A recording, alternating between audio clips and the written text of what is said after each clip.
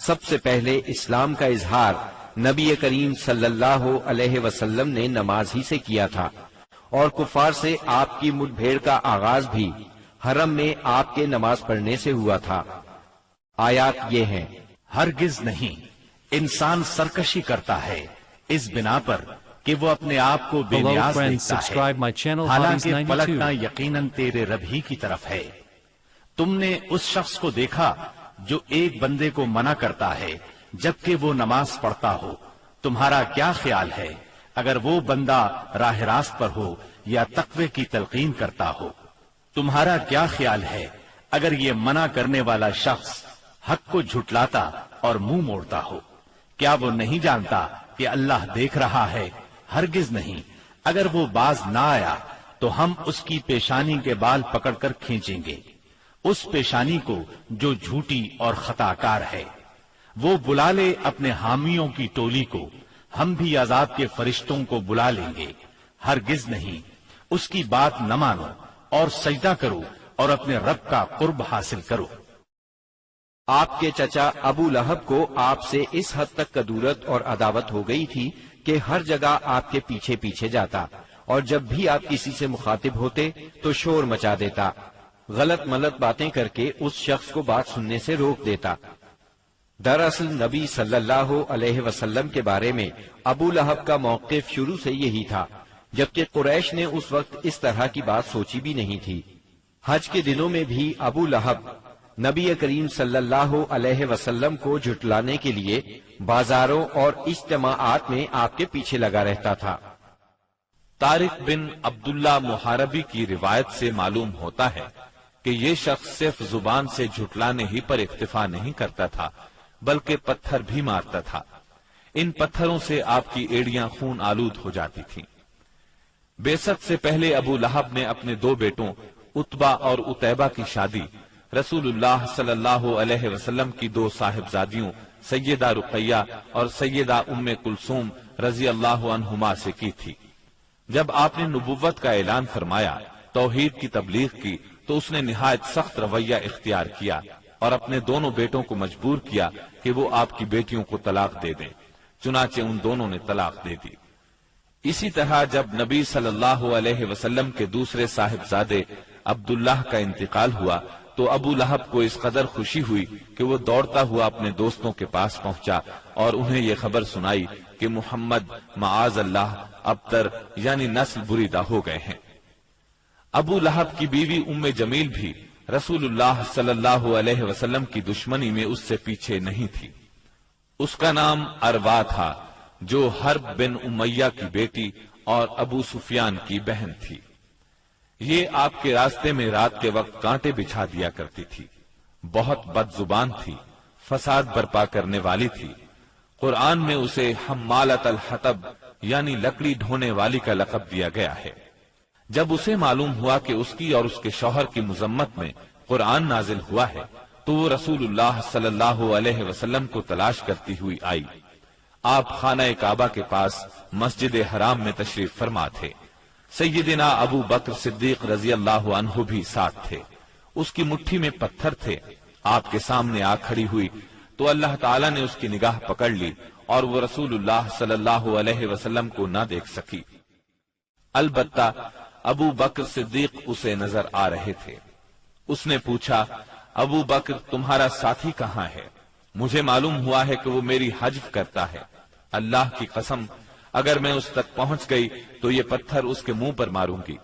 دیکھو اللہ کی قسم میں بھی شاعرہ ہوں۔ یہ کہہ کر اس نے شعر پڑھا، ہم نے مذمم کی نافرمانی کی، اس کے امر کو تسلیم نہ کیا اور اس کے دین کو نفرت اور حقارت سے چھوڑ دیا۔ اس کے بعد وہ واپس چلی گئی۔ سیدنا ابو بکر صدیق رضی اللہ عنہ نے عرض کیا، اے اللہ کے رسول، کیا اس نے آپ کو دیکھا نہیں؟ آپ نے فرمایا، نہیں، اس نے مجھے نہیں دیکھا، اللہ نے اس کی نگاہ پکڑ لی تھی۔ بہرحال نبی صلی اللہ علیہ وسلم اپنی تبلیغ میں لگے رہے، مجمعوں اور محفلوں میں پہنچ کر اسلام کا پیغام دیتے رہے۔ آپ کتاب اللہ کی آیات پڑھتے اور سابقہ رسولوں نے جو پیغام دیا تھا وہی پیغام لوگوں کو سناتے۔ آپ فرماتے، اے میری قوم کے لوگوں، اللہ کی عبادت کرو، اس کے سوا تمہارا کوئی معبود نہیں۔ اس کے ساتھ ہی آپ نے لوگوں کے سامنے کھلم کھلا اللہ کی عبادت شروع کر دی۔ چنانچہ آپ دن دہاڑے سارے لوگوں کے سامنے کعبہ کے صحن میں نماز پڑھتے۔ آپ کی تبلیغ آہستہ آہستہ کامیاب ہوتی چلی گئی۔ قریش اس پوری صورتحال کو تشویش کی نظر سے دیکھ رہے تھے۔ ابھی تھوڑا عرصہ گزرا تھا کہ حج کا موسم آ گیا۔ کفار حاجیوں کے سلسلے میں پریشان ہو گئے۔ چنانچہ ان کی ایک جماعت ولید بن مغیرہ کے پاس آئی۔ یہ ان میں عمر رسیدہ اور مرتبے والا آدمی تھا۔ اس نے کہا، دیکھو حج کا موسم آ گیا ہے، اب ہر طرف سے لوگ تمہارے پاس آئیں گے اور وہ ان صاحب کا معاملہ سن ہی چکے ہیں، لہٰذا کوئی ایک رائے طے کر لو اور مختلف باتیں نہ کہنا، ورنہ ایک دوسرے کو جھٹلا بیٹھو گے۔ لوگوں نے کہا، تب پھر آپ ہی بتائیں ہمیں کیا کرنا چاہیے، کیا کہنا چاہیے؟ اس نے کہا، نہیں بلکہ تم کہو میں سنوں گا۔ لوگوں نے کہا، اچھا تو ہم ان سے کہیں گے یہ کاہن ہے۔ یہ سن کر ولید بن مغیرہ نے جواب دیا، وہ کاہن نہیں ہے، ہم نے کاہنوں کو دیکھا ہے، اس میں نہ ان جیسی گنگناہٹ ہے نہ تک بندی۔ تب ان لوگوں نے کہا، ہم کہیں گے وہ پاگل ہے۔ ولید بن مغیرہ نے جواب دیا، وہ پاگل بھی نہیں ہے، ہم لوگ پاگل پن کو بھی پہچانتے ہیں، اس میں نہ پاگلوں کسی گھٹن ہے، نہ الٹی سیدھی حرکتیں، نہ بہکی بہکی باتیں۔ لوگوں نے کہا، تب پھر ہم کہیں گے وہ شاعر ہے۔ ولید بن مغیرہ بولا، وہ شاعر بھی نہیں ہے، ہمیں شعر و شاعری کی تمام قسمیں معلوم ہیں، وہ شاعر نہیں ہے۔ وہ بولے، اچھا تو ہم کہیں گے وہ جادوگر ہے۔ ولید بن مغیرہ نے کہا، وہ جادوگر بھی نہیں ہے، ہم نے جادو اور جادوگر سب دیکھے ہیں، اس میں ان جیسی جھاڑ پھونک ہے نہ گرہ بندی۔ انہوں نے کہا، تب پھر آخر ہم ان سے کیا کہیں، کیا بتائیں، یہ کون ہے، کیا ہے؟ اس نے جواب میں کہا، اللہ کی قسم، اس کی بات میں مٹھاس ہے، تازگی ہے، اس کی جڑ پائیدار اور شاخ پھلدار ہے، تم جو بھی کہو گے واضح ہو جائے گا کہ تم نے جھوٹ کہا ہے۔ ویسے زیادہ مناسب یہی ہے کہ تم کہہ دو وہ جادوگر ہے، اور اس کی باتوں میں جادو ہے، وہ اس کے ذریعے سے باپ بیٹے میں، بھائی بھائی میں، میاں بیوی میں، آدمی اور اس کے خاندان میں لڑائی کروا دیتا ہے، پھوٹ ڈلوا دیتا ہے۔ چنانچہ یہ بات طے کر کے وہ لوگ وہاں سے اٹھے۔ اب انہوں نے حج کے لیے آنے والوں کی راہوں میں بیٹھنا شروع کیا۔ اب جو بھی ان کے پاس سے گزرتا اسے آپ کے بارے میں بتاتے، انہیں ڈراتے اور کہتے کہ تم لوگ اس شخص کے جال میں نہ آ جانا۔ نتیجہ یہ ہوا کہ لوگوں نے آپ کو دیکھنے اور آپ کی باتیں سننے سے پہلے ہی بچ کر رہنے کی ٹھان لی۔ اس کے بعد جب حج کے دن آ گئے تب نبی اکرم صلی اللہ علیہ وسلم نے حاجیوں کے مجمعوں میں اور ان کے ڈیروں پر جانا شروع کر دیا۔ جا کر انہیں اسلام کی طرف بلانا شروع کیا۔ آپ فرماتے، لوگو لا الہ الا اللہ کہو، کامیاب ہو جاؤ گے۔ ادھر ابو لہب کا یہ حال تھا کہ وہ آپ کے پیچھے پیچھے لگا رہتا، آپ کو جھٹلاتا جاتا، تکلیف بھی پہنچاتا۔ اس طرح جب اس حج سے حاجی واپس لوٹے تو پورے عرب میں نبی صلی اللہ علیہ وسلم کا چرچا ہو گیا۔ قرآن مجید کی سورہ المدثر کی آیات 11 تا 26 میں اس واقعے کی طرف نشاندہی کی گئی ہے۔ چھوڑ دو مجھے اور اس شخص کو جسے میں نے اکیلا پیدا کیا، بہت سا مال اسے دیا، اس کے ساتھ ساتھ حاضر رہنے والے بیٹے دیے اور اس کے لیے ریاست کی راہ ہموار کی۔ پھر وہ طمع رکھتا ہے کہ میں اسے اور زیادہ دوں گا، ہرگز نہیں، وہ ہماری آیات سے عناد رکھتا ہے، میں تو اسے بہت جلد ایک کٹھن چڑھائی چڑھاؤں گا۔ اس نے سوچا اور کچھ بات بنانے کی کوشش کی تو رب کی مار اس پر۔ اس نے کیسی بات بنانے کی کوشش کی؟ ہاں، رب کی مار اس پر۔ اس نے کیسی بات بنانے کی کوشش کی؟ پھر لوگوں کی طرف دیکھا، پھر پیشانی سکیڑی اور منہ بنایا، پھر پلٹا اور تکبر میں پڑ گیا۔ آخر کار بولا کہ یہ کچھ نہیں ہے مگر ایک جادو جو پہلے سے چلا آ رہا ہے، یہ تو ایک انسانی کلام ہے، بہت جلد میں اسے دوزخ میں پھینک دوں گا۔ اسلام کی اشاعت بڑھ رہی تھی، لیکن اس کے ساتھ ساتھ قریش کا ظلم و ستم بھی شدید سے شدید تر ہوتا جا رہا تھا۔ پھر آپ ایک مخلص صحابی ارقم بن ابی ارقم رضی اللہ عنہ کے گھر میں تبلیغ کا کام کرنے لگے، یعنی وہ گھر آپ کی تبلیغ کا مرکز ٹھہرا۔ مسلمانوں کو اسلامی تحریک کے سب سے پہلے مرکز دار ارقم کا علم تھا، چنانچہ کوئی اجنبی شخص مسلمان ہونے کے لیے آتا تو اہل اسلام اسے بھی دار ارقم پہنچا دیا کرتے تھے۔ قریش کی سختیاں اور حالات جب ناقابل برداشت ہو گئے تو آپ نے اپنے اصحاب سے فرمایا، حبشہ کا بادشاہ اسہمہ نجاشی ایک انصاف پسند حکمران ہے اور اس کے ملک میں کسی پر ظلم نہیں ہوتا، لہذا تم حبشہ کی طرف ہجرت کر جاؤ۔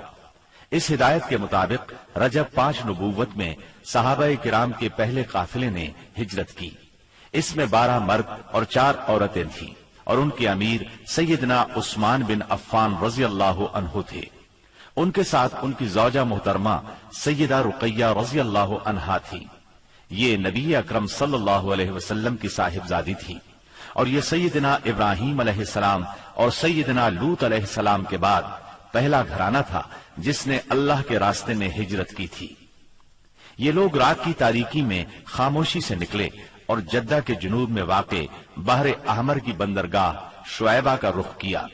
خوش قسمتی سے وہاں 2 تجارتی جہاز موجود تھے۔ یہ لوگ ان پر سوار ہو کر حبشہ پہنچ گئے۔ ادھر قریش کو ان کی روانگی کا علم ہوا تو مارے غیظ و غضب کے ان کا برا حال ہو گیا۔ فوراً آدمی دوڑائے گئے تاکہ ان حضرات کو پکڑا جا سکے اور خوب سزا دی جا سکے، یہاں تک کہ وہ اللہ کا دین چھوڑ دیں۔ لیکن ان کے ساحل تک پہنچنے سے پہلے مسلمان سمندر میں دور جا چکے تھے، لہٰذا یہ لوگ ساحل سے نامراد واپس آ گئے۔ اس ہجرت کے کوئی 2 ماہ بعد رمضان 5 نبوت میں ایک روز رسول اللہ صلی اللہ علیہ وسلم مسجد حرام میں تشریف لائے۔ اس وقت وہاں قریش کے بہت سارے لوگ موجود تھے، ان میں ان کے سردار اور بڑے بڑے لوگ بھی تھے۔ آپ نے ان کے درمیان کھڑے ہو کر سورہ نجم کی تلاوت شروع کر دی۔ ایسا نفیس کلام انہوں نے پہلے کبھی نہیں سنا تھا۔ اب جو ان کے کانوں میں گونجا تو بے خود ہو گئے، دم بخود ہو کر سنتے رہ گئے، اس طرح خاموش اور ساکت ہو گئے کہ آپ کو روکنے کا ہوش بھی نہ رہ گیا۔ بلکہ سورت کے آخر میں جب ڈانٹ ڈپٹ والی آیات آئیں تو ان کے دل کانپ گئے، ہوش اڑ گئے، اور جو ہی آپ نے یہ حکم سنایا کہ یعنی اللہ کے لیے سجدہ کرو اور اس کی عبادت کرو، تو سب کے سب سجدہ ریز ہو گئے۔ کسی کو اس حکم ربانی سے سرتابی کا یارہ نہ رہا۔ امام بخاری رحمت اللہ علیہ نے سیدنا عبداللہ بن مسعود رضی اللہ عنہ سے روایت کی ہے کہ نبی صلی اللہ علیہ وسلم نے سورہ نجم پڑھی، پھر سجدہ کیا تو قوم کا کوئی فرد نہ بچا جس نے سجدہ نہ کیا ہو۔ ایک آدمی نے ایک مٹھی کنکری یا مٹی کی لی اور اس کو اپنے چہرے کے اوپر تک لے گیا اور کہا، میرے لیے یہی کافی ہے۔ بعد میں میں نے دیکھا کہ وہ حالت کفر میں مارا گیا۔ یہ امیہ بن خلف تھا جو بدر کے دن مارا گیا۔ گویا اس وقت جتنے لوگ تھے ان میں سے بس ایک امیہ بن خلف ایسا تھا جس نے مکمل طور پر سجدہ نہیں کیا، البتہ ایک مٹھی میں کنکریاں لے کر اپنی پیشانی تک لے گیا۔ اس نے سجدہ کرنے والوں کا بس اس حد تک ساتھ دیا تھا۔ اس واقعے کی خبر حبشہ پہنچ گئی، یعنی تمام قریش کے سجدہ کرنے کی خبر۔ اس پر مسلمانوں نے سمجھا کہ وہ سب کے سب مسلمان ہو گئے ہیں۔ وہ سب خوشی خوشی ماہ شوال میں مکے کی طرف روانہ ہو گئے، لیکن جب مکے کے اس قدر قریب پہنچ گئے کہ ایک دن سے بھی کم وقت کی مسافت باقی رہ گئی، تب انہیں اصل بات کا پتہ چلا۔ اس پر کچھ لوگ تو وہیں سے واپس حبشہ چلے گئے اور کچھ چھپ چھپا کر یا کسی کی پناہ لے کر مکہ آ گئے۔ اس کے بعد مسلمانوں پر قریش کی سختیاں اور زیادہ بڑھ گئیں، کیونکہ ایک طرف تو انہوں نے بے خودی میں مسلمانوں کے ساتھ سجدہ کر دیا تھا، اس کا انہیں بہت پچھتاوا تھا۔ دوسری طرف مسلمانوں کے ساتھ نجاشی بہت اچھا سلوک کر رہا تھا، اس کی انہیں جلن اور کڑھن تھی۔ اس لیے رسول اللہ صلی اللہ علیہ وسلم نے فرمایا، تم لوگ دوبارہ حبشہ ہجرت کر جاؤ۔ چنانچہ اس مرتبہ 82 یا 83 مرد اور 18 یا 19 عورتوں نے ہجرت کی، اور ظاہر ہے یہ ہجرت پہلی ہجرت کی نسبت زیادہ مشکل تھی، کیونکہ اب قریش چوکنے تھے۔ مسلمانوں کی نقل و حرکت پر ان کی نظر تھی۔ یہ اور بات ہے کہ مسلمان ان سے زیادہ چوکنے، باحکمت اور ٹھوس قدم اٹھانے والے ثابت ہوئے، اور ان کی تمام تر پکڑ دھکڑ کے باوجود حبشہ کی طرف نکلنے میں کامیاب ہو گئے۔ اس ہجرت سے قریش کے گھر گھر میں کوہرام مچ گیا، کیونکہ قریش کے بڑے چھوٹے خاندانوں میں سے کوئی ایسا نہیں تھا جس کے چشم و چراغ ان مہاجرین میں شامل نہ ہو۔ کسی کا بیٹا گیا تھا تو کسی کا داماد، کسی کی بیٹی گئی تھی تو کسی کا بھائی اور کسی کی بہن۔ ابو جہل کے بھائی سلمہ بن حشام، اس کے چچا زاد دو بھائی، اس کی چچا زاد بہن ام سلمہ، ابو سفیان کی بیٹی ام حبیبہ، عتبہ کے بیٹے اور ہند جگر خور کے سگے بھائی ابو حذیفہ، سہیل بن عمرو کی بیٹی سہلہ، عثمان بن عفان، ان کی اہلیہ رقیہ بنت رسول اللہ صلی اللہ علیہ وسلم، زبیر بن عوام، مصعب بن عمیر، عبد الرحمن بن عوف، ابو سلمہ مخزومی، عثمان بن مظعون، جعفر بن ابی طالب اور ان کی زوجہ اسماء بنت امیس رضی اللہ عنہم وغیرہ۔ اس طرح قریب قریب تمام سرداران قریش اور مشہور دشمنان اسلام کے جگر گوشے دین کی خاطر گھر بار چھوڑ کر نکل کھڑے ہوئے تھے۔ اس لیے کوئی گھرانہ ایسا نہ تھا جو اس واقعے سے متاثر نہ ہوا ہو۔ قریش پر یہ بات بہت گراں گزری کہ مسلمان ان سے بچ کر ایک ایسی جگہ جا پہنچے ہیں جہاں ان کی جان اور مال کو کوئی خطرہ نہیں ہے۔ چنانچہ انہوں نے ان حضرات کی واپسی کا منصوبہ تیار کیا۔ عمرو بن عاص اور عبداللہ بن ربیہ کو حبشہ بھیجا۔ یہ دونوں اس وقت مشرک تھے۔ انہوں نے حبشہ پہنچ کر منصوبے کے مطابق سب سے پہلے پادریوں سے ملاقاتیں کی اور انہیں تحفے تحائف دیے، پھر بااثر انداز میں دلیل دے کر اپنی آمد کا مقصد بتایا۔ انہوں نے ان کا ساتھ دینے کا وعدہ کر لیا۔ اس کے بعد یہ دونوں نجاشی کے پاس آئے، اسے بھی تحائف پیش کیے، پھر اصل مقصد کی بات شروع کی۔ انہوں نے کہا، اے بادشاہ، آپ کے ملک میں ہمارے کچھ ناسمجھ لوگ بھاگ آئے ہیں۔ انہوں نے اپنی قوم کا دین چھوڑ دیا ہے اور آپ کے دین میں بھی داخل نہیں ہوئے، بلکہ ایک نیا دین ایجاد کیا ہے۔ اس کو ہم جانتے ہیں نہ آپ، اس لیے ہمیں آپ کی خدمت میں ان کی قوم کے بڑوں یعنی ان کے والدین، چچاؤں اور ان کے قبیلے کے لوگوں نے بھیجا ہے تاکہ آپ انہیں واپس بھیج دیں، کیونکہ وہ لوگ ان پر نگران ہیں اور ان کی خامی اور خرابی کو سب سے اچھی طرح سمجھتے ہیں۔ جب ان کی یہ بات پوری ہو گئی تو منصوبے کے مطابق پادریوں نے بھی ان کی تائید کی، ہاں میں ہاں ملائی۔ نجاشی نے ان کی باتیں غور سے سنی، لیکن سوچے سمجھے اور دیکھے بھالے بغیر فیصلہ نہیں کیا۔ اس نے سوچا دوسرے فریق کی بھی بات سنی جائے کہ وہ کیا کہتے ہیں، تبھی حق واضح ہو سکے گا۔ چنانچہ اس نے مسلمانوں کو بلا لیا اور ان سے پوچھا، یہ کیسا دین ہے جس کی وجہ سے تم لوگ اپنی قوم سے الگ ہو گئے ہو، لیکن نہ میرے دین میں داخل ہوتے ہو اور نہ ان ملتوں ہی میں سے کسی کے دین میں داخل ہوئے ہو؟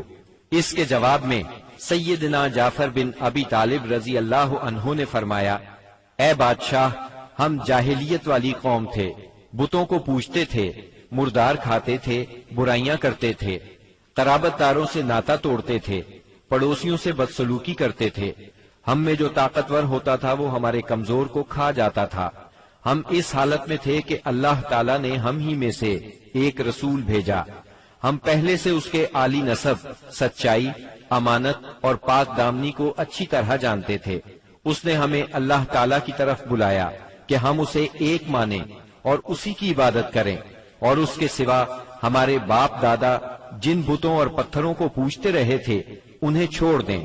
اس نے ہمیں سچ بولنے، امانت ادا کرنے، قرابت جوڑنے، پڑوسی سے اچھا سلوک کرنے، حرام کاری اور خون ریزی سے باز رہنے کا حکم دیا، بے حیائی کے کاموں سے، جھوٹ بولنے سے، یتیم کا مال کھانے سے اور پاک دامن عورتوں پر جھوٹی تہمت لگانے سے منع کیا۔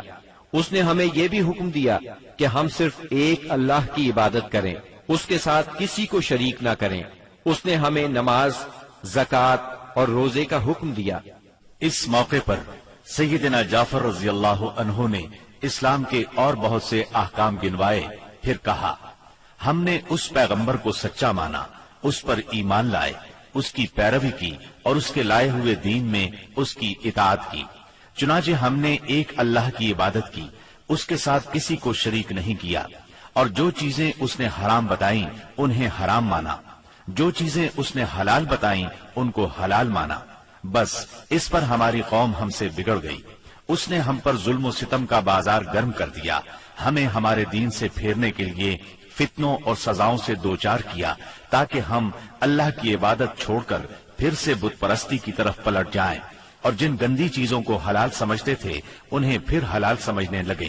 جب انہوں نے ہم پر بہت ظلم و تشدد کیا، زمین ہم پر تنگ کر دی، ہمارے اور ہمارے دین کے درمیان رکاوٹ بن گئے، تو ہم نے آپ کے ملک کی راہ لی اور آپ کو دوسروں پر ترجیح دی اور آپ کی پناہ میں رہنے کو پسند کیا، اور آپ سے اے بادشاہ یہ امید کی کہ آپ کے ہاں ہم پر ظلم نہیں کیا جائے گا۔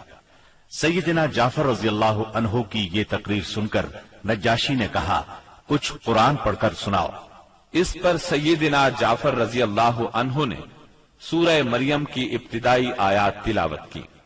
نجاشی ان آیات کو سن کر اس قدر رویا کہ اس کی داڑھی تر ہو گئی، اور تمام پادری بھی اس قدر روئے کہ ان کے صحیفے تر ہو گئے۔ پھر نجاشی نے کہا، یہ کلام اور وہ کلام جو عیسیٰ علیہ السلام لے کر آئے تھے دونوں ایک ہی طاق شمع سے نکلے ہوئے ہیں۔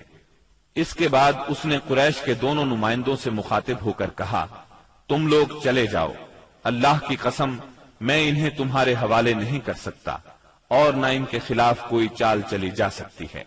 دوسرے دن عمرو بن عاص نے ایک خطرناک ترین تدبیر اختیار کی۔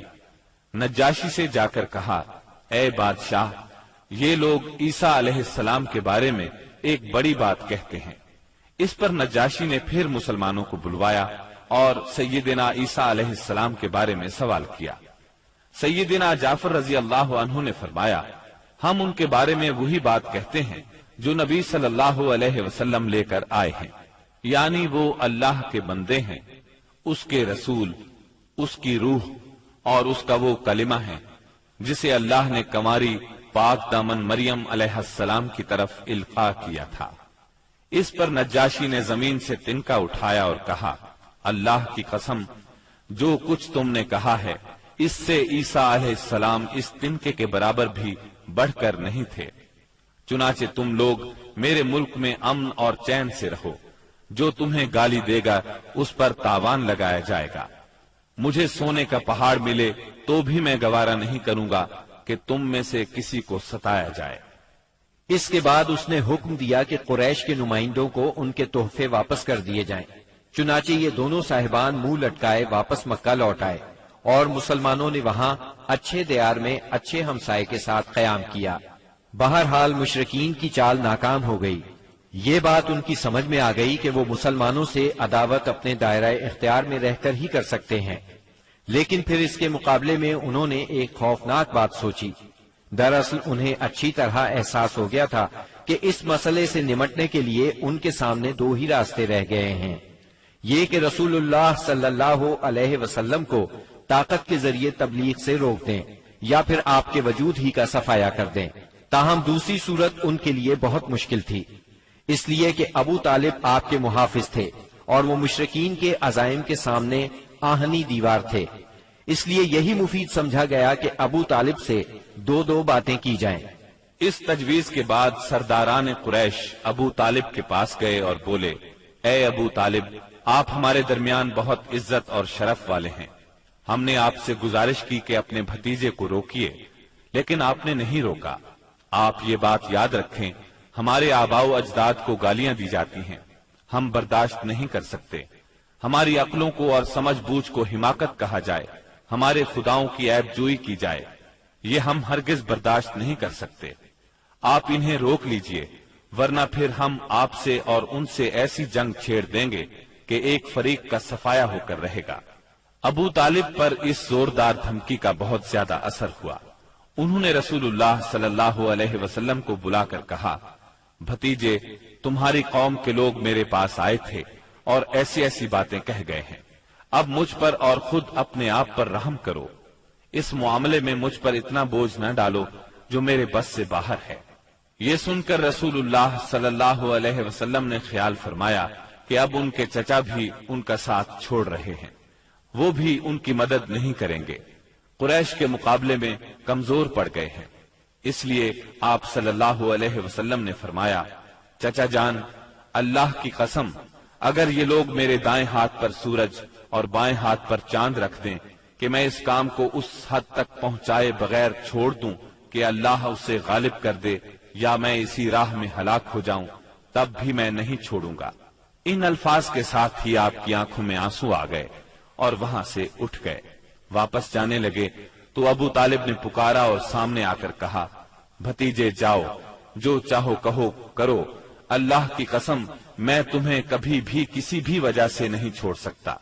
پھر یہ اشعار کہے، اللہ کی قسم، وہ لوگ تم تک اپنی جمعیت سمیت بھی ہرگز نہیں پہنچ سکتے، یہاں تک کہ میں مٹی میں دفن کر دیا جاؤں۔ تم اپنی بات کھلم کھلا کہو، تم پر کوئی قید نہیں، تم خوش ہو جاؤ اور تمہاری آنکھیں اس سے ٹھنڈی ہو جائیں۔ سابقہ دھمکی کے باوجود جب قریش نے دیکھا کہ رسول اللہ صلی اللہ علیہ وسلم اپنا کام کیے جا رہے ہیں تو وہ جان گئے کہ ابو طالب رسول اللہ صلی اللہ علیہ وسلم کو نہیں چھوڑ سکتے، بلکہ اس بارے میں قریش سے جدا ہونے اور ان سے دشمنی مول لینے تک کو تیار ہیں۔ تو وہ لوگ ولید بن مغیرہ کے لڑکے عمارہ کو ساتھ لے کر ابو طالب کے پاس پہنچے اور ان سے یوں عرض کیا، اے ابو طالب، یہ قریش کا سب سے بانکا اور خوبصورت جوان ہے، آپ اسے لے لیں، اس کی دیت اور نصرت کے آپ حقدار ہوں گے، آپ اسے اپنا لڑکا بنا لیں، یہ آپ کا ہوگا، آپ اپنے بھتیجے کو ہمارے حوالے کر دیں، اس بھتیجے کو جس نے آپ کے آبا و اجداد کے دین کی مخالفت کی ہے، آپ کی قوم کا شیرازہ منتشر کر رکھا ہے اور ان کی عقلوں کو حماقت سے دوچار بتلایا ہے، ہم اسے قتل کریں گے، بس یہ ایک آدمی کے بدلے میں ایک آدمی کا حساب ہے۔ ابو طالب نے اس پر ان سے کہا، اللہ کی قسم، کتنا برا سودا ہے جو تم مجھ سے کر رہے ہو، تم اپنا بیٹا مجھے دیتے ہو کہ میں اسے کھلاؤں پلاؤں اور پالوں پوسوں، جبکہ میرا بیٹا مجھ سے طلب کرتے ہو کہ اسے قتل کر دو، اللہ کی قسم یہ نہیں ہو سکتا۔ اس پر نوفل بن عبد مناف کا پوتا متم بن عدی بولا، اللہ کی قسم، اے ابو طالب، تم سے تمہاری قوم نے انصاف کی بات کہی ہے اور جو صورت تمہیں ناگوار ہے اس سے بچنے کی کوشش کی ہے، لیکن میں دیکھتا ہوں کہ تم ان کے سلسلے میں کسی بات کو قبول نہیں کرنا چاہتے۔ اس کی بات کے جواب میں ابو طالب نے کہا، اللہ کی قسم، تم لوگوں نے میرے ساتھ انصاف کی بات نہیں کی، بلکہ تم بھی میرا ساتھ چھوڑ کر میرے مخالف لوگوں کی مدد پر تلے بیٹھے ہو، اگر یہی بات ہے تو ٹھیک ہے، جو چاہو کرو۔ اس گفتگو کی ناکامی کے بعد قریش کا ظلم و ستم حد سے بڑھ گیا، تکالیف دینے کا سلسلہ پہلے سے کئی گنا زیادہ اور سخت تر ہو گیا۔ انہی دنوں قریش کے سرکشوں کے دماغوں میں نبی صلی اللہ علیہ وسلم کے خاتمے کی ایک تجویز ابھری، لیکن یہ تجویز بھی ان کے خلاف گئی۔ اس تجویز کی بنا پر مکے کے دو نامور اور سرفروش یعنی سیدنا حمزہ اور سیدنا عمر بن خطاب رضی اللہ عنہما اسلام لائے اور ان کے ذریعے سے اسلام کو خوب طاقت ملی۔ ظلم و ستم کے طویل ترین سلسلے کے صرف ایک دو نمونے آپ کو سنائے جاتے ہیں۔ ایک روز ابو لہب کا بیٹا عتیبہ رسول اللہ صلی اللہ علیہ وسلم کے پاس آیا اور بولا، میں والنجم اذا ہوا اور ثم دنا فتدلی کا انکار کرتا ہوں، یعنی اس نے قرآن کی ان آیات کے بارے میں کہا کہ میں ان کا انکار کرتا ہوں۔ پھر آپ پر حملہ آور ہوا، آپ کا کرتا پھاڑ ڈالا، آپ کے چہرہ مبارک پر تھوکنے کی کوشش کی، لیکن اس کا تھوک آپ کے چہرہ مبارک تک نہ آ سکا۔ اس موقع پر نبی کریم صلی اللہ علیہ وسلم نے اس کے حق میں یوں بد دعا فرمائی، اے اللہ، اپنے کتوں میں سے کوئی کتا اس پر مسلط کر دے۔ رسول اللہ صلی اللہ علیہ وسلم کی یہ بد دعا قبول ہوئی، اور وہ اس طرح کہ ایک مرتبہ عتیبہ قریش کے کچھ لوگوں کے ساتھ سفر پر گیا، قافلے نے ملک شام کے مقام زرقاء میں پڑاؤ ڈالا تو رات کے وقت ایک شیر قافلے کے نزدیک آیا، اس نے پورے قافلے کے گرد چکر لگایا۔ عتیبہ نے اس شیر کو دیکھا تو بولا، ہائے میری تباہی، اللہ کی قسم یہ مجھے کھا جائے گا، محمد نے مجھے بد دعا دی تھی، دیکھو میں شام میں ہوں، اس نے مکے میں رہتے ہوئے مجھے مار ڈالا۔ اس وقت تو شیر چلا گیا۔ لوگوں نے عتیبہ کو دلاسا دیا کہ فکر کرنے کی کوئی بات نہیں، پھر اس کی حفاظت کی خاطر اس کے چاروں طرف جانور کھڑے کر دیے تاکہ اگر رات کے وقت شیر آ جائے تو اتیبہ کی بجائے کسی جانور کو کھا لے، اتیبہ کی طرف رخ نہ کرے۔ اس کے باوجود اتیبہ کی گویا جان نکلی جا رہی تھی۔ پھر رات ہو گئی، سب لوگ سو گئے، لیکن اتیبہ سے نیند کوسوں دور تھی، اور آخر کار شیر آ گیا۔ اس نے جانوروں کو کچھ نہ کہا، ایک چھلانگ لگا کر ان کے اوپر سے ہوتا ہوا اتیبہ پر جا پڑا اور اس کا سر چبا ڈالا۔ تکالیف پہنچانے والوں میں ایک شخص عقبہ بن ابی معیط تھا۔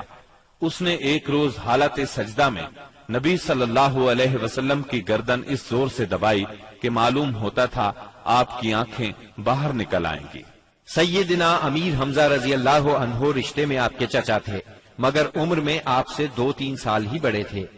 آپ دونوں نے چونکہ سویبہ کا دودھ پیا تھا، اس لیے رضائی بھائی بھی تھے۔ سیدنا حمزہ رضی اللہ عنہ کو شکار کھیلنے اور سپاہ گری کا بہت شوق تھا۔ منہ اندھیرے تیر کمان لے کر شکار کے لیے نکل جاتے اور پورا دن اسی شوق میں گزار دیتے۔ شام کو واپس آتے تو پہلے حرم میں جاتے، طواف کرتے۔ قریش کے رئیس حرم میں اکثر اپنی الگ الگ مجلس جما کر بیٹھتے تھے۔ سیدنا حمزہ کی ان سب سے اچھی دوستی تھی، اس لیے سب لوگ ان کی بہت قدر کرتے تھے۔ ایک روز نبی اکرم صلی اللہ علیہ وسلم کوہ صفا پر بیٹھے تھے، اتنے میں ابو جہل آیا اور آپ کو دیکھتے ہی آگ بگولا ہو گیا۔ آپ کو گالیاں دینے لگا، آپ خاموش رہے۔ اس خاموشی سے اس کا پارا اور چڑھ گیا۔ اس نے ایک پتھر اٹھایا اور آپ کے سر پر دے مارا۔ آپ کا سر زخمی ہو گیا، خون بہنے لگا۔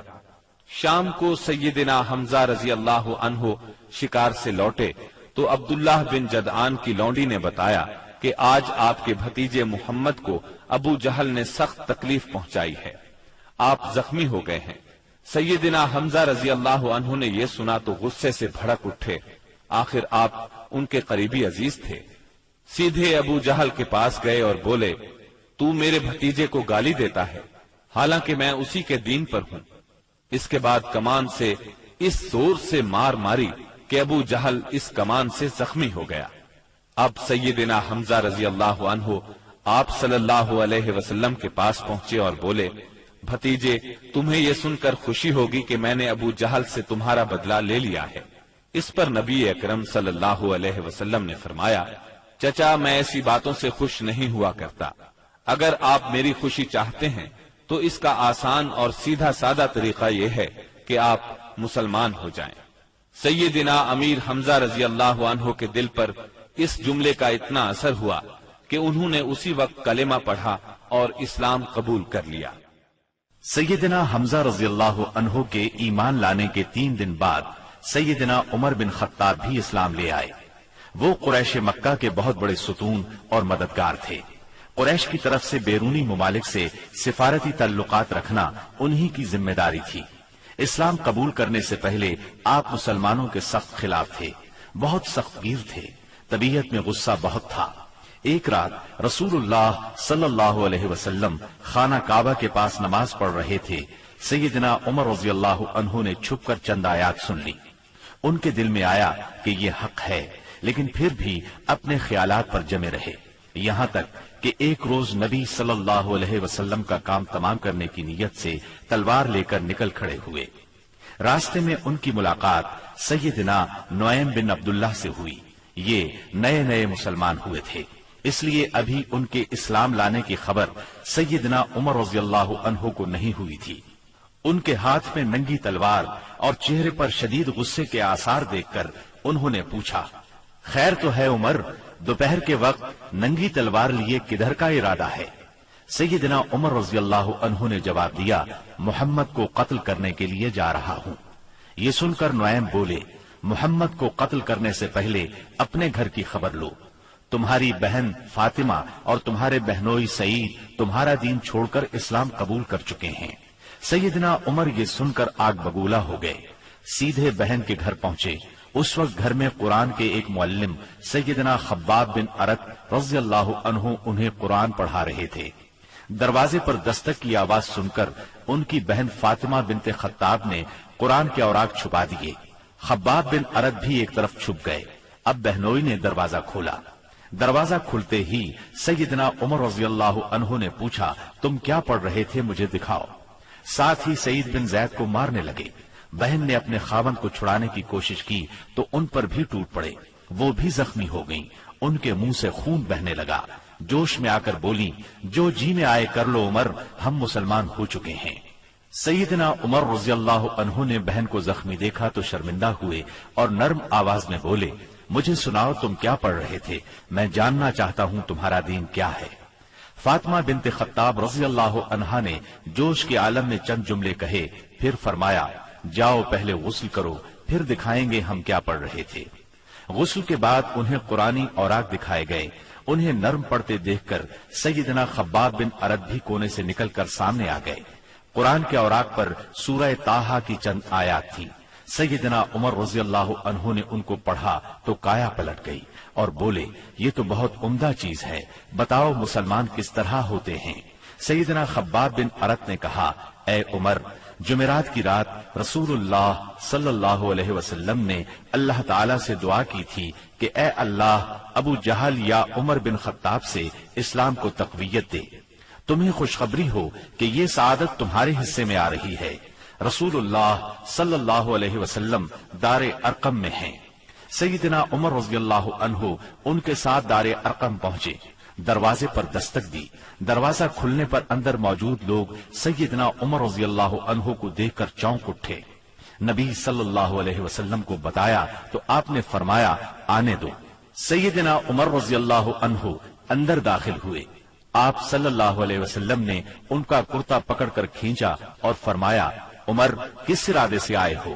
سیدنا عمر رضی اللہ عنہ نے فوراً کلمہ پڑھا، اشہد اللہ الہ الا اللہ وانک رسول اللہ، میں گواہی دیتا ہوں کہ یقیناً اللہ کے سوا کوئی لائق عبادت نہیں اور یقیناً آپ اللہ کے رسول ہیں۔ یہ اس قدر اچانک اور اس قدر غیر متوقع تھا کہ وہاں موجود تمام صحابہ بے ساختہ پکار اٹھے، اللہ اکبر، دار ارقم گونج اٹھا۔ سیدنا عمر رضی اللہ عنہ کا ایمان لے آنا کوئی معمولی واقعہ نہیں تھا۔ مسلمانوں میں خوشی کی لہر دوڑ گئی۔ دوسری طرف قریش اپنی تدابیر میں مصروف تھے۔ ایک روز کچھ سردار مسجد حرام میں محفل جمائے بیٹھے تھے، جبکہ آپ ایک کونے میں الگ بیٹھے تھے۔ مسلمانوں کی بڑھتی ہوئی تعداد نے قریش کی پریشانی میں بہت اضافہ کر دیا تھا، لہذا اس موقع پر ابو سفیان کے خسر عتبہ بن ربیعہ نے قریش کے سرداروں سے کہا، صاحبو، اگر آپ لوگ پسند کریں تو میں جا کر محمد سے بات کروں اور ان کے سامنے چند تجاویز رکھوں، شاید کہ وہ ان میں سے کوئی تجویز مان لیں اور ہم لوگ بھی اس کو قبول کر لیں، ہو سکتا ہے اس طرح وہ ہماری مخالفت سے باز آ جائیں۔ سب حاضرین نے اس بات سے اتفاق کیا۔ عتبہ اٹھ کر آپ کے پاس پہنچا اور آپ کے پاس بیٹھ گیا۔ آپ نے اس کی طرف دیکھا تو وہ بولا، بھتیجے، تم اپنی قوم میں اپنے نسب اور خاندان کے اعتبار سے جو حیثیت رکھتے ہو وہ تمہیں معلوم ہے، مگر تم اپنی قوم پر ایک بڑی مصیبت لے آئے ہو۔ تم نے جماعت میں تفرقہ ڈال دیا ہے، ساری قوم کو تم بے وقوف ٹھہراتے ہو، قوم کے معبودوں اور اس کے دین کی برائی کرتے ہو اور ایسی باتیں کرنے لگے ہو جن کے معنی یہ ہیں کہ ہم سب کے باپ دادا کافر تھے۔ اب ذرا میری بات سنو، کچھ تجاویز تمہارے سامنے رکھتا ہوں، ان پر غور کرو، شاید کہ ان میں سے کسی کو تم قبول کر لو۔ اس کے خاموش ہونے پر آپ نے فرمایا، ابو الولید، آپ کہیں، میں سن رہا ہوں۔ اس نے کہا، بھتیجے، یہ کام جو تم نے شروع کیا ہے، اس سے اگر تمہارا مقصد مال حاصل کرنا ہے تو ہم سب مل کر تمہیں اتنا کچھ دینے کے لیے تیار ہیں کہ تم ہم میں سب سے زیادہ مالدار ہو جاؤ گے۔ اگر اس سے اپنی بڑائی چاہتے ہو تو ہم تمہیں اپنا سردار بنانے کے لیے تیار ہیں، کسی معاملے کا فیصلہ تمہارے بغیر نہیں کیا کریں گے۔ اگر بادشاہت ہی چاہتے ہو تو ہم تمہیں اپنا بادشاہ بنا لیتے ہیں، اور اگر تم پر کوئی جن آتا ہے جسے تم خود دور کرنے پر قادر نہیں ہو تو ہم بہترین طبیبوں سے اپنے خرچ پر تمہارا علاج کروا دیتے ہیں۔ عتبہ یہ باتیں کرتا رہا، آپ خاموشی سے سنتے رہے۔ جب وہ اپنی کہہ چکا تب آپ نے فرمایا، اچھا اب میری سنو۔ اس کے بعد آپ نے بسم اللہ الرحمن الرحیم پڑھ کر سورہ حامیم السجدہ کی تلاوت شروع کی۔ عتبہ اپنے دونوں ہاتھ پیچھے زمین پر ٹکائے سنتا رہا۔ جب آپ نے آیت سجدہ یعنی آیت نمبر 38 پر پہنچ کر سجدہ کیا پھر سر اٹھا کر فرمایا، اے ابو الولید، میرا جواب آپ نے سن لیا، اب آپ جانیں اور آپ کا کام۔ ان آیات مبارکہ کا ترجمہ بھی آپ سن لیں جو رسول صلی اللہ علیہ وسلم نے عتبہ کے سامنے اس کی باتوں کے جواب میں پڑھی۔ شروع اللہ کے نام سے جو بہت مہربان نہایت رحم والا ہے۔ حامیم، یہ اتاری ہوئی ہے بڑے مہربان بہت رحم والے کی طرف سے۔ ایسی کتاب ہے جس کی آیتوں کی واضح تفصیل کی گئی ہے، اس حال میں کہ قرآن عربی زبان میں ہے، اس قوم کے لیے جو جانتی ہے۔ خوشخبری سنانے والا اور ڈرانے والا ہے، پھر بھی ان میں سے اکثر نے منہ پھیر لیا اور وہ سنتے ہی نہیں۔ اور انہوں نے کہا کہ تو جس کی طرف ہمیں بلا رہا ہے ہمارے دل تو اس سے پردے میں ہیں اور ہمارے کانوں میں گرانی ہے، اور ہم میں اور تجھ میں ایک حجاب ہے۔ اچھا تو اپنا کام کیے جا، ہم بھی یقیناً کام کرنے والے ہیں۔ آپ کہہ دیجئے کہ میں تو تم ہی جیسا انسان ہوں، مجھ پر وحی نازل کی جاتی ہے کہ تم سب کا معبود ایک اللہ ہی ہے، سو تم اس کی طرف متوجہ ہو جاؤ اور اس سے گناہوں کی معافی چاہو، اور ان مشرکوں کے لیے بڑی ہی خرابی ہے جو زکوٰۃ نہیں دیتے اور آخرت کے بھی منکر ہی رہتے ہیں۔ بے شک جو لوگ ایمان لائیں اور بھلے کام کریں ان کے لیے نہ ختم ہونے والا اجر ہے۔ آپ کہہ دیجئے کہ کیا تم اس اللہ کا انکار کرتے ہو اور تم اس کے شریک مقرر کرتے ہو جس نے 2 دن میں زمین پیدا کر دی۔ سارے جہانوں کا پروردگار وہی ہے، اور اس نے زمین میں اس کے اوپر سے پہاڑ گاڑ دیے اور اس میں برکت رکھ دی، اور رہنے والوں کی غذاؤں کی تجویز بھی اسی میں کر دی، صرف 4 دن میں، ضرورت مندوں کے لیے یکساں طور پر۔ پھر آسمان کی طرف متوجہ ہوا اور وہ دھواں سا تھا، پس اسے اور زمین سے فرمایا کہ تم دونوں خوشی سے آؤ یا ناخوشی سے۔ دونوں نے عرض کیا ہم بخوشی حاضر ہیں۔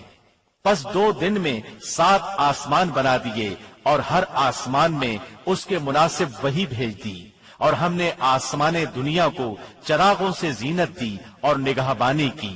یہ تدبیر اللہ غالب و دانا کی ہے۔ اب بھی یہ روگرداں ہوں تو کہہ دیجئے کہ میں تمہیں اس کڑک سے ڈراتا ہوں جو مثل عادیوں اور سمودیوں کی کڑک کے ہوگی۔ حبشہ میں قریش بری طرح ناکام ہو گئے۔ دوسری طرف وہاں شاہ حبشہ نے مسلمانوں کے ساتھ اعلیٰ ترین سلوک کیا، انہیں وہاں رہنے کی کھلی آزادی دی۔ ادھر مکہ معظمہ میں سیدنا حمزہ اور سیدنا عمر بن خطاب رضی اللہ عنہما نے اسلام قبول کر لیا۔ ان تمام باتوں کی بنا پر کفار کا زور ٹوٹنے لگا۔ دوسری طرف آپ کی تبلیغی کوششوں سے مسلمانوں کی تعداد میں روز بروز اضافہ ہوتا جا رہا تھا اور قبائل میں بھی اسلام پھیلتا جا رہا تھا۔ اس صورتحال نے قریش کو مجبور کیا کہ وہ نئے سرے سے حالات کا جائزہ لیں اور اسلام کی بڑھتی ہوئی مقبولیت میں مزید اضافہ نہ ہونے دیں۔ چنانچہ قریش مکہ ایک جگہ جمع ہوئے۔ مشورے کے بعد بنی ہاشم اور بنی مطلب سے معاشرتی قطع تعلق کا فیصلہ کیا۔ ایک قرارداد لکھی گئی، اس پر حلف لیا گیا، اس میں طے پایا کوئی شخص بنو ہاشم اور بنو مطلب سے شادی بیاہ کے تعلقات نہ رکھے، کسی قسم کا لین دین نہ کرے، نہ کھانے پینے کی چیزیں ان کے ہاتھ فروخت کرے، نہ ان سے بولے چالے، جب تک کہ محمد قتل کے لیے ان کے حوالے نہیں کر دیے جاتے۔ اس قرارداد کو اہمیت دینے کے لیے اس کو کعبے کے اندر لٹکا دیا گیا۔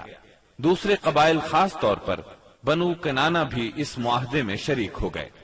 اس طرح یہ اور مضبوط ہو گیا۔ اس معاہدے کی کتابت بغیز بن عامر بن ہاشم نے کی تھی۔ رسول اللہ صلی اللہ علیہ وسلم نے اس پر بد دعا کی اور اس کا ہاتھ یا ہاتھ کی بعض انگلیاں شل ہو گئیں۔ قریش مکہ کے اس معاشرتی بائیکاٹ سے مجبور ہو کر ابو طالب نے اپنے خاندان کے ساتھ شیب ابی طالب میں پناہ لی۔ شیب ابی طالب مکہ معظمہ میں ایک محلے کا نام تھا۔ بنی ہاشم اس میں رہا کرتے تھے۔ شیب عربی زبان میں گھاٹی کو کہتے ہیں۔ یہ محلہ کوہ ابو قبیس کی گھاٹیوں میں سے ایک گھاٹی میں واقع تھا، اور ابو طالب بنی ہاشم کے سردار تھے، اس لیے شیب ابی طالب کہا جاتا تھا۔ بنی ہاشم اور بنی مطلب کے ہر شخص نے ساتھ دیا۔ مسلمانوں نے ان کی وجہ سے اور کفار کے خاندانی اور نسبتی تعلق کی بنا پر محصور ہونا قبول کیا۔ بنو ہاشم میں سے صرف ابو لہب نے قریش مکہ کا ساتھ دیا اور وہ شہر ہی میں مقیم رہا۔ بنو ہاشم اور بنو مطلب کے 3 سال اس گھاٹی میں گزرے۔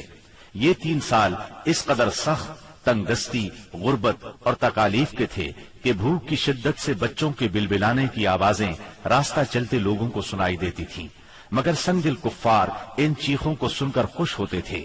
مسلمانوں نے ان 3 برسوں میں درختوں کے پتے اور چمڑے کھا کر پیٹ کی آگ بجھائی۔ سعد بن ابی وقاص رضی اللہ عنہ فرماتے ہیں، میں بھوکا تھا، اتفاق سے رات کے وقت میرا پاؤں کسی چیز پر پڑا، میں نے اس چیز کو اٹھایا اور نکل گیا، مجھے اب تک معلوم نہیں کہ وہ کیا چیز تھی۔ اسی طرح اونٹ کی کھال کا سوکھا ہوا چمڑا انہیں کہیں راستے میں پڑا مل گیا، انہوں نے پانی سے دھو کر اس کو جلایا اور صفوف بنا کر پانی کے ساتھ کھا کر 3 راتیں بسر کی۔ یہ معاشرتی بائیکاٹ اتنا شدید تھا کہ قریش نے کھانے پینے کی اشیاء کا لے جانا بھی بند کر دیا تھا۔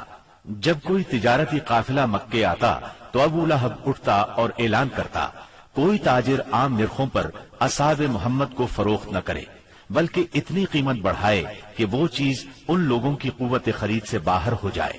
قریش میں سے بعض لوگوں کے دل ان حضرات کی یہ حالت دیکھ کر کڑتے تھے، کیونکہ وہ ان کے عزیز تھے، چنانچہ ایسے لوگ خفیہ طور پر کھانے پینے کی چیزیں بھیج دیتے تھے۔ ایک دن سیدنا حکیم بن حزام رضی اللہ عنہ اپنی پھوپھی سیدہ خدیجہ رضی اللہ عنہا کے لیے کچھ چیزیں لے کے جا رہے تھے کہ ابو جہل نے راستہ روک لیا اور کہا، اگر تم نے شیب ابی طالب میں غلہ پہنچانے کی کوشش کی تو میں سب لوگوں میں تمہیں رسوا کر دوں گا۔ اتفاق سے اس وقت ابو البختری سامنے سے آ گیا۔ واقعے کی تفصیل سن کر ابو جہل سے کہنے لگا، اگر ایک شخص اپنی پھوپھی کے لیے کچھ غلہ بھیجتا ہے تو تم کیوں رکاوٹ بنتے ہو؟ چنانچہ ابو البختری کی مداخلت کی وجہ سے اس سے اپنی پھوپھی کے پاس غلہ بھجوانے دیا۔ غرض ایسی ہی تکالیف اور مصائب کی وجہ سے مکے کے بعض نیک دل لوگوں کو یہ سفاکانہ معاہدہ ختم کرنے کا خیال آیا۔ آخر ہشام بن عمرو کی کوششوں سے زہیر بن ابی امیہ، سیدہ خدیجہ رضی اللہ عنہا کے رشتہ دار متم بن عدی، زمعہ بن اسود اور ابو البختری بن ہاشم اور مختلف قبائل کے بعض افراد نے رات کو خفیہ مجلس میں اس معاہدے کی منسوخی کا طریقہ کار مرتب کیا۔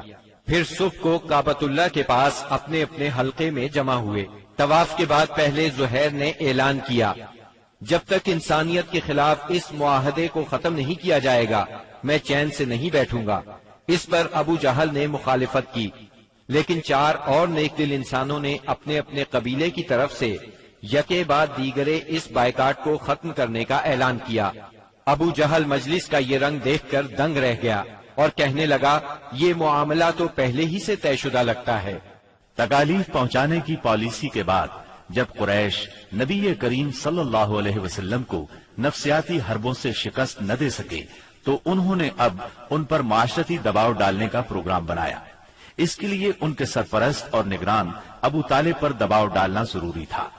چنانچہ سرداران قریش نے بار بار ان کے پاس جا کر شکایت کی۔ ایک بار تو قریباً 25 سردار ابو طالب کے پاس پہنچے۔ ان میں ابو جہل، ابو سفیان، امیہ بن خلف، عتبہ، اسود بن عبد المطلب اور شیبہ شامل تھے۔ انہوں نے پہلے تو آپ کے خلاف اپنی شکایات بیان کی، پھر کہا، ہم آپ کے سامنے ایک انصاف کی بات پیش کرتے ہیں۔ آپ کا بھتیجا ہمیں ہمارے دین پر چھوڑ دے اور ہم اسے اس کے دین پر چھوڑ دیتے ہیں۔ وہ جس معبود کی عبادت کرنا چاہے کرے، ہمیں اس سے کوئی غرض نہیں، مگر وہ ہمارے معبودوں کی برائی نہ بیان کرے اور یہ کوشش نہ کرتا پھرے کہ ہم اپنے معبودوں کو چھوڑ دیں۔ آپ ہم سے اس شرط پر اس کی صلح کرا دیں۔ ان کے خیال میں مصالحت کا اس سے اچھا طریقہ کیا ہو سکتا تھا؟ ابو طالب نے نبی اکرم صلی اللہ علیہ وسلم کو بلایا اور ساری بات بیان کی۔ آپ نے جواب میں فرمایا، چچا جان، میں تو ان کے سامنے ایک ایسا کلمہ پیش کرتا ہوں جسے اگر یہ جان لیں تو پورا عرب ان کے تابع اور عجم ان کا جزیہ گزار ہو جائے گا۔ اس پر ان لوگوں نے کہا، تم ایک کلمہ کہتے ہو، ہم ایسے 10 کلمے کہنے کو تیار ہیں، مگر یہ تو بتاؤ وہ کلمہ کیا ہے؟ آپ نے جواب میں فرمایا، لا الہ الا اللہ۔ اس پر وہ سب غصے اور تکبر سے اٹھ کھڑے ہوئے۔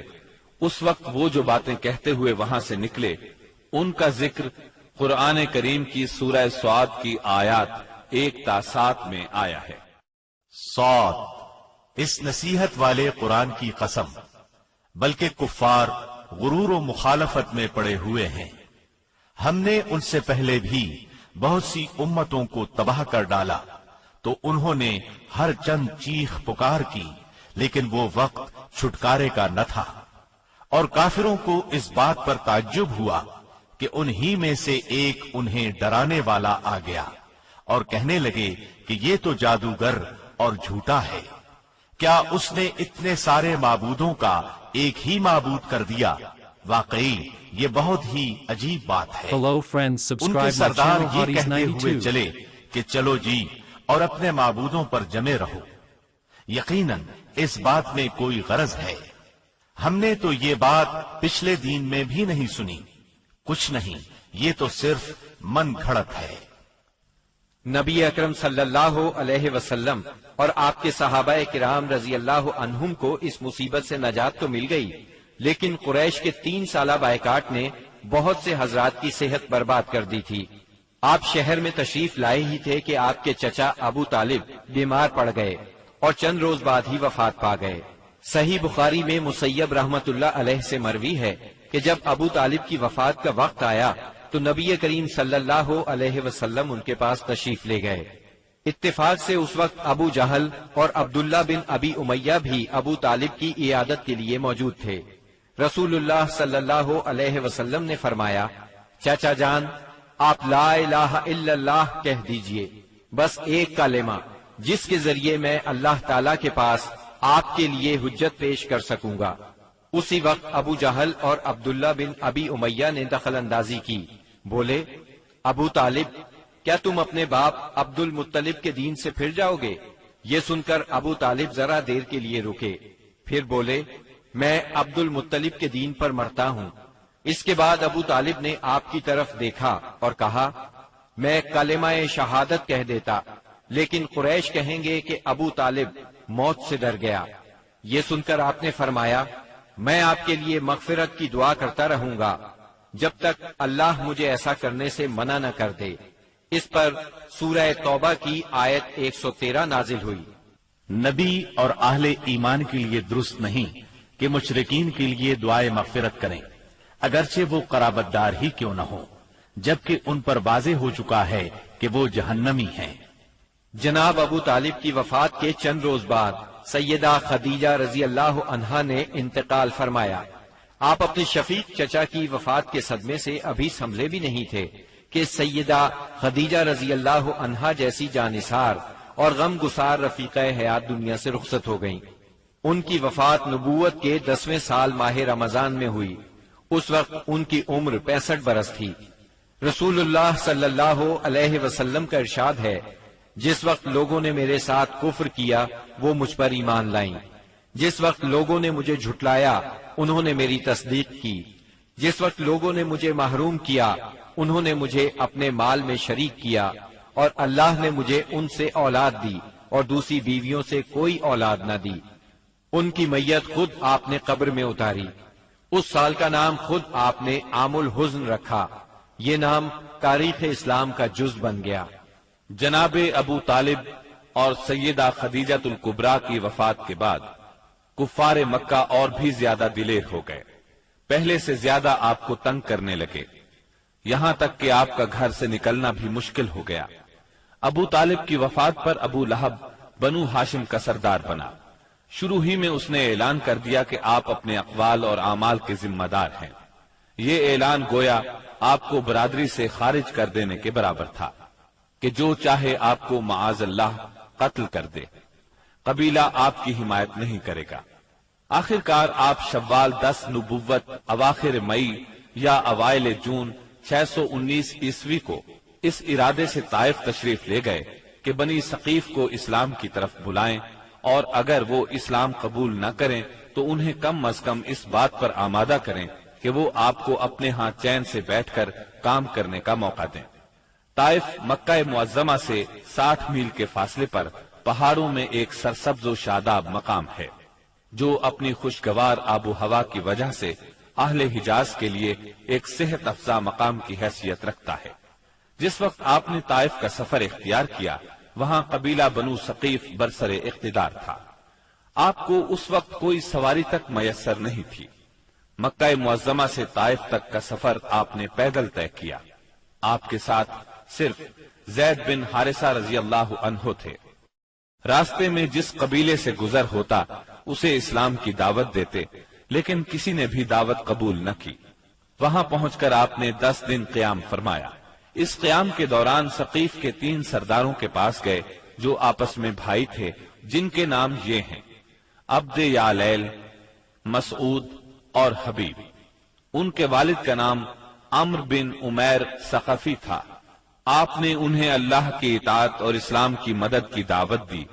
انہوں نے انکار کر دیا اور خوف محسوس کیا کہ کہیں ان کا نوجوان طبقہ آپ کی تبلیغ سے متاثر نہ ہو جائے۔ مجبوراً آپ کو طائف چھوڑنا پڑا۔ جب آپ وہاں سے نکلے تو ثقیف کے سرداروں نے اپنے ہاں کے لفنگوں کو آپ کے پیچھے لگا دیا۔ وہ راستے کے دونوں طرف دور تک آپ پر آوازیں کستے چلے گئے۔ انہوں نے گالیاں بھی دی اور پتھر بھی مارے۔ اس قدر پتھر مارے کہ آپ زخموں سے چور ہو گئے اور اس قدر خون نکلا۔ اس حالت میں آپ عتبہ اور شیبہ ابنائے ربیہ کے ایک باغ میں بیٹھ گئے۔ یہ باغ طائف سے 3 میل کے فاصلے پر واقع تھا۔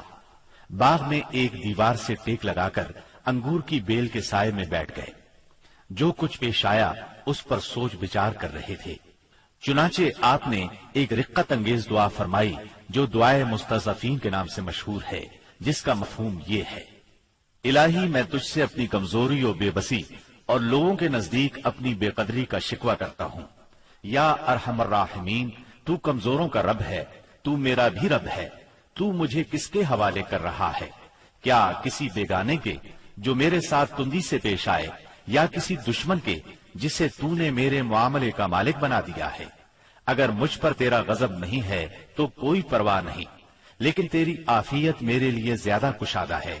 میں تیرے چہرے کے اس نور کی پناہ چاہتا ہوں جس سے تاریکیاں روشن ہو گئیں اور جس سے دنیا اور آخرت کے معاملات درست ہوئے، کہ تو مجھ پر اپنا غضب نازل کرے یا تیرا عتاب مجھ پر وارد ہو۔ مجھے تیری رضا مطلوب ہے، یہاں تک کہ تو خوش ہو جائے، اور تیرے بغیر کوئی زور اور طاقت نہیں۔ واپسی پر آپ بہت دل شکستہ تھے، غمگین تھے۔ جب آپ قرن المنازل کے قریب پہنچے تو محسوس ہوا آسمان پر ایک بادل سا چھایا ہوا ہے۔ نظر اٹھائی تو جبرائیل علیہ السلام سامنے تھے۔ انہوں نے کہا، آپ کی قوم نے جو جواب آپ کو دیا اللہ نے اس کو سن لیا ہے۔ اب یہ پہاڑوں کا منتظم فرشتہ اللہ نے بھیجا ہے، جو آپ حکم دینا چاہیں دے سکتے ہیں۔ پھر پہاڑوں کے فرشتے نے آپ کو سلام کر کے عرض کیا، آپ فرمائیں تو دونوں طرف کے پہاڑ ان لوگوں پر الٹ دوں۔ آپ نے فرمایا، نہیں، بلکہ مجھے امید ہے کہ اللہ تعالیٰ ان کی نسل سے ایسے لوگ پیدا کرے گا جو صرف ایک اللہ کی عبادت کریں گے اور اس کے ساتھ کسی کو شریک نہیں ٹھہرائیں گے۔ آپ طائف سے نکل کر چند روز نخلا کے مقام پر ٹھہرے۔ پریشان تھے کہ اب کیسے مکہ جاؤں۔ طائف میں جو کچھ گزری اس کی خبریں وہاں تک پہنچ چکی ہوں گی۔ اب تو کفار پہلے سے بھی زیادہ دلیر ہو جائیں گے۔ انہی دنوں کا ذکر ہے، ایک رات آپ نماز میں قرآن پڑھ رہے تھے کہ جنوں کے ایک گروہ کا ادھر سے گزر ہوا۔ انہوں نے قرآن سنا تو ایمان لے آئے، اپنی قوم میں جا کر تبلیغ شروع کر دی، اور اللہ نے اپنے نبی کو یہ خوشخبری سنائی کہ انسان اگرچہ آپ کی دعوت کو قبول نہیں کر رہے، مگر بہت سے جن اس کے گرویدہ ہو گئے ہیں اور اس دعوت کو اپنی جنس میں پھیلا رہے ہیں۔ اس واقعے کی تفصیل سورہ احقاف کی آیات 29 تا 31 میں درج ہے۔ اور یاد کرو جب ہم نے آپ کی طرف جنوں کے ایک گروہ کو متوجہ کیا کہ وہ قرآن سنیں، پس جب نبی کے پاس پہنچ گئے تو ایک دوسرے سے کہنے لگے، خاموش ہو جاؤ۔